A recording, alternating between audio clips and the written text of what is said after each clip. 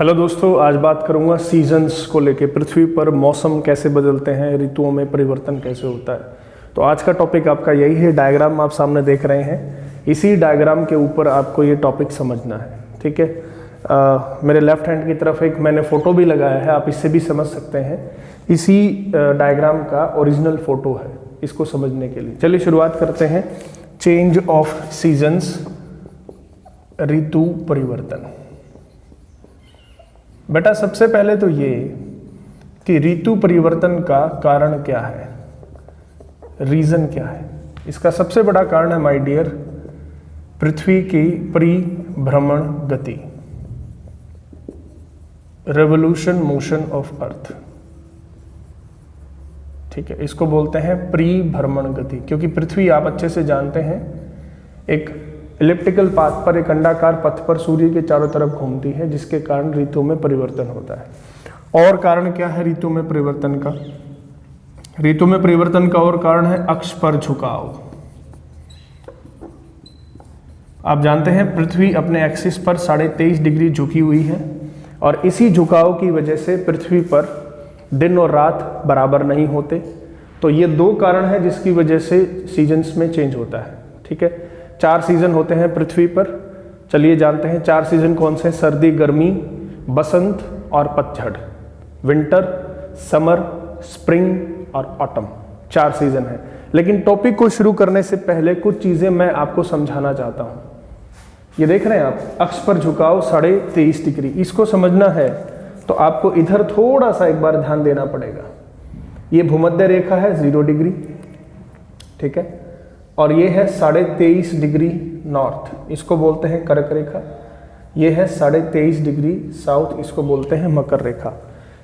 ठीक है, अक्षांश और देशांतर रेखाओं का वीडियो बना के मैं अपलोड कर चुका हूं। जिन्होंने नहीं देखा है आप प्लीज उसे जाके देख लीजिए, स्टडी हाईवे पे मैंने अपलोड कर दिया है।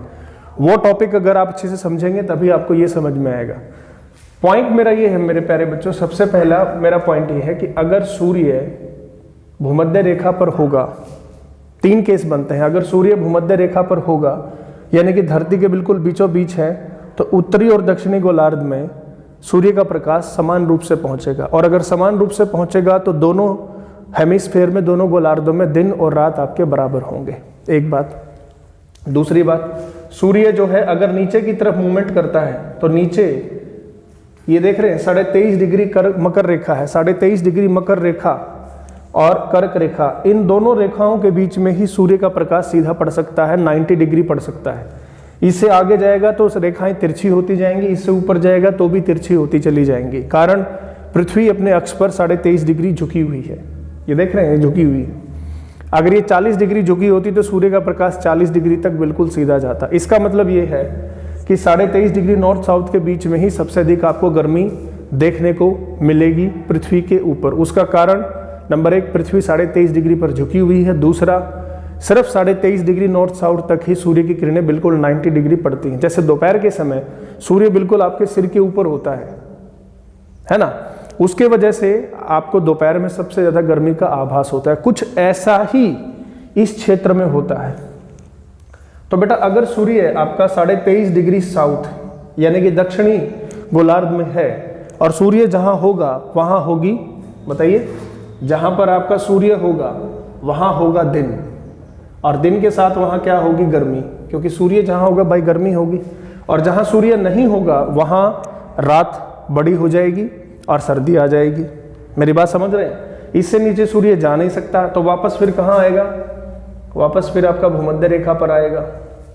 इसका मतलब साल में 2 बार दिन और रात आपके बराबर होते हैं, क्योंकि इससे नीचे सूर्य नहीं जा सकता। जा तो सकता है, जाता है, ऐसी बात नहीं है, लेकिन सूर्य की किरणें इससे नीचे सीधी नहीं जाएंगी, तिरछी जाएंगी। चलिए, उसके बाद फिर सूर्य कहाँ आएगा? यहाँ आएगा, नॉर्थ में। और जब नॉर्थ में सूर्य आएगा तो दिन बड़े, रात छोटी। और दिन बड़े कब होती हैं? बिल्कुल सही, गर्मी में। और रातें छोटी कब होती हैं? गर्मी में। और इसके अपोजिट साउथ में क्या होगा? दिन छोटे, रात बड़ी। समझ में आ गई?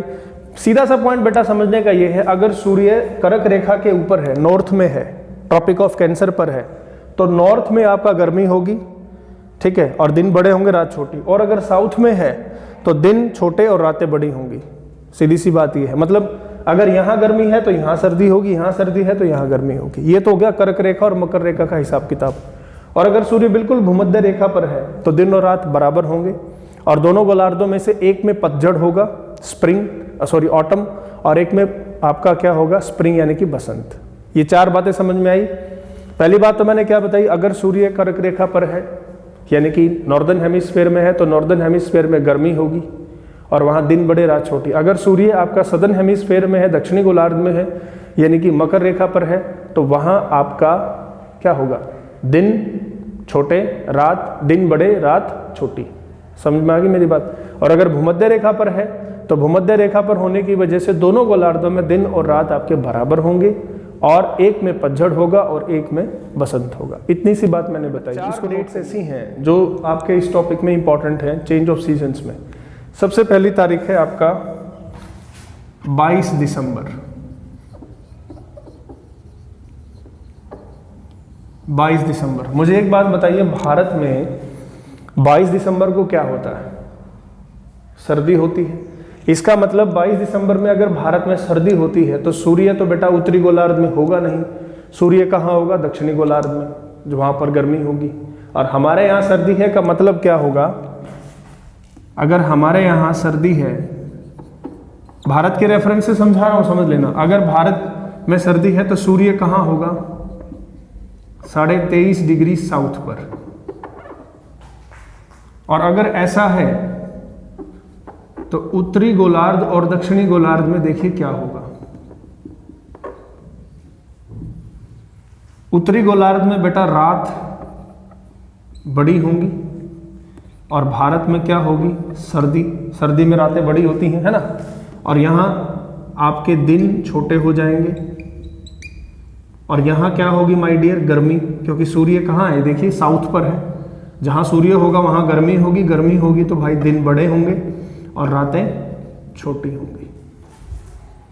इसका मतलब ये है कि उत्तरी गोलार्ध में 22 दिसंबर के दिन आपकी क्या होती है, सर्दी, और दक्षिणी गोलार्ध में यहाँ क्या होती है, गर्मी। ठीक है। और 22 दिसंबर को क्योंकि भारत में सर्दी आती है इसलिए इसको बोलते हैं विंटर सोलस्टिक। विंटर सोलस्टिक इसको बोलते हैं बेटा सर्द अनायांत।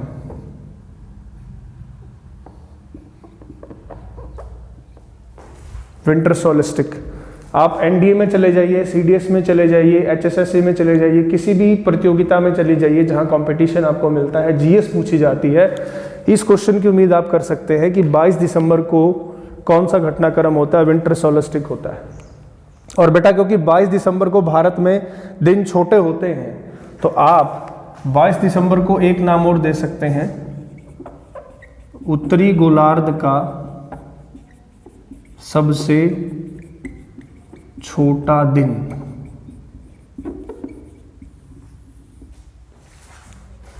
एक सिचुएशन समझ में आ गई, बहुत बढ़िया। अब 22 दिसंबर से हम आगे बढ़ते हैं। 22 दिसंबर से आगे हम कहाँ जाएंगे, 22 दिसंबर, जनवरी, फरवरी, मार्च। मार्च के महीने में जब हम आते हैं भारत में तो आप देखेंगे गर्मी बढ़ने लगती है, दिन बड़े होने लगते हैं और रातें छोटी होने लगती हैं।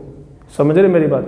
चारों तरफ सरसों के पीले पीले फूल खिल जाते हैं। इसका मतलब सूर्य जो पहले आपका साउथ में था, साउथ से निकलकर अभी भूमध्य रेखा की तरफ बढ़ रहा है और भूमध्य रेखा से बढ़ता बढ़ता कहाँ आ जाएगा, आपका कर्क रेखा पर। आपको पता होगा 14 जनवरी को भारत में एक त्यौहार मनाया जाता है जिसको मकर संक्रांति कहते हैं, जिसको मकर संक्रांति कहते हैं। मकर संक्रांति का मतलब क्या है, 14 जनवरी का मतलब क्या है, 14 जनवरी, माफ कीजिए मैं फरवरी बोल गया। 14 जनवरी का मतलब क्या है कि 14 जनवरी वो तारीख है जब सूर्य मकर रेखा पर संक्रांति मतलब संपूर्ण हो चुका है, उसका टाइम वहाँ पूरा हो चुका है। वहाँ से उठकर अब वो भूमध्य रेखा की तरफ बढ़ेगा और भूमध्य रेखा से फिर वो कर्क रेखा पे आएगा। हम कहते हैं ना, बड़े बुजुर्ग कहते हैं देखना कि संक्रांत के बाद जो है सर्दी कम हो जाती है, यानी कि 14 जो आपका जनवरी है उसके बाद सर्दी कम इसीलिए होती है क्योंकि सूर्य का मकर रेखा के ऊपर टाइम पूरा हो गया है। अब वो भूमध्य रेखा पर आएगा, भूमध्य से आपका कर्क रेखा पे आएगा। ठीक है। 22 दिसंबर के बाद ये है आपका 21 मार्च।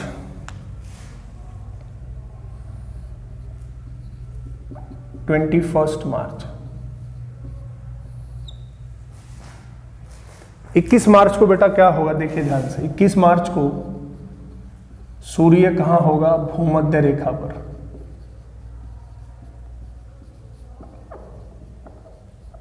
सूर्य भूमध्य रेखा पर, और अगर सूर्य भूमध्य रेखा पर है तो उत्तरी और दक्षिणी गोलार्ध दोनों में दिन और रात आपके बराबर होंगे।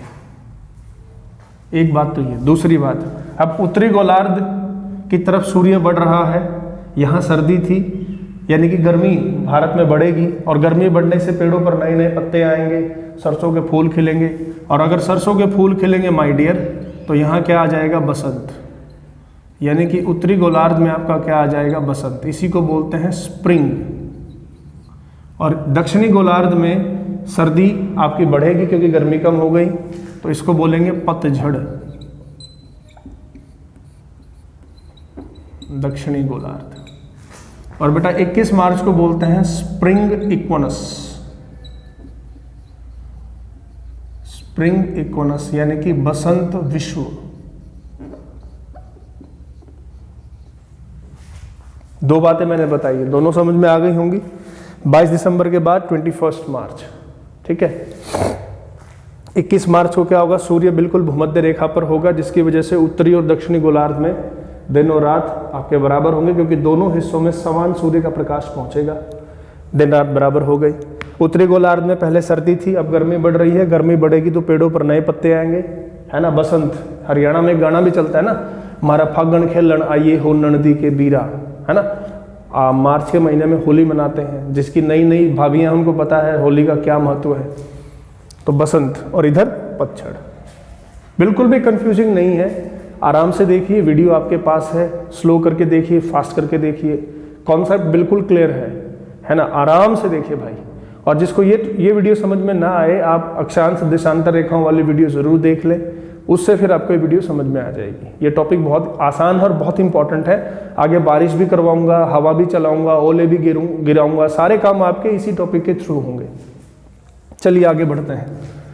ये आ गए भाई हम 21 जून पर। 21 जून, 21 जून को देखते हैं क्या होगा। जून के महीने में भारत में बेटा गर्मी होती है, तो 21 जून को सूर्य कहां रहेगा, कर्क रेखा पर।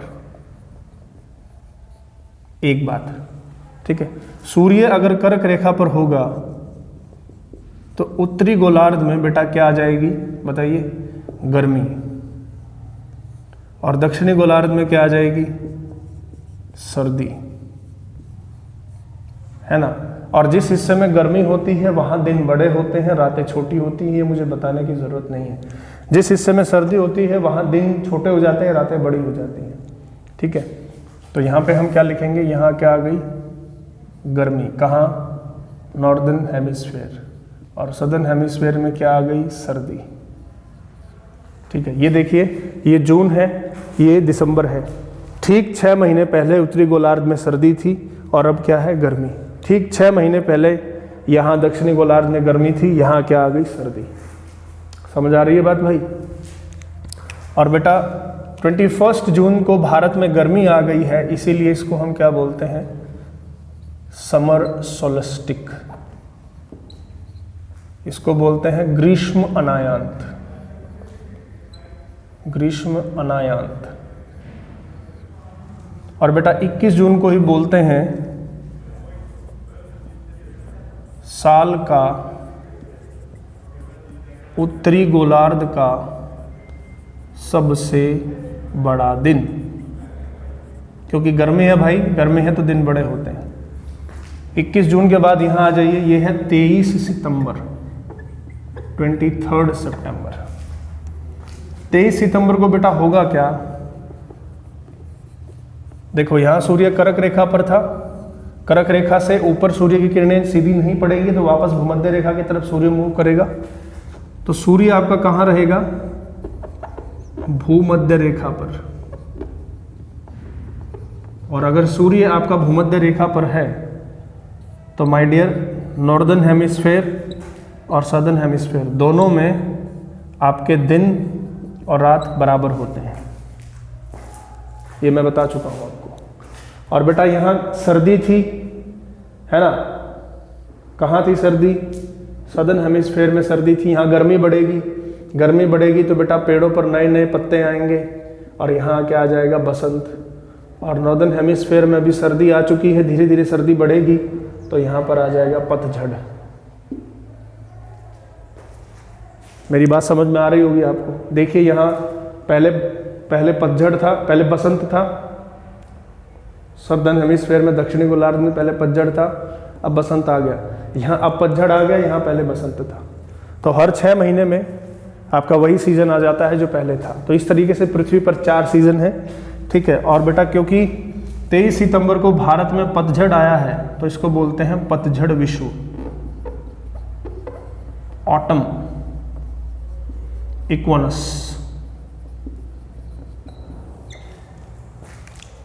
Is that clear? तो बेटा दोबारा से रिवाइज करते हैं। 22 दिसंबर उत्तरी गोलार्ध में साल का सबसे छोटा दिन, और अगर ये यहाँ सबसे छोटा है तो दक्षिणी गोलार्ध में सबसे बड़ा होगा, इसमें कोई दिक्कत नहीं।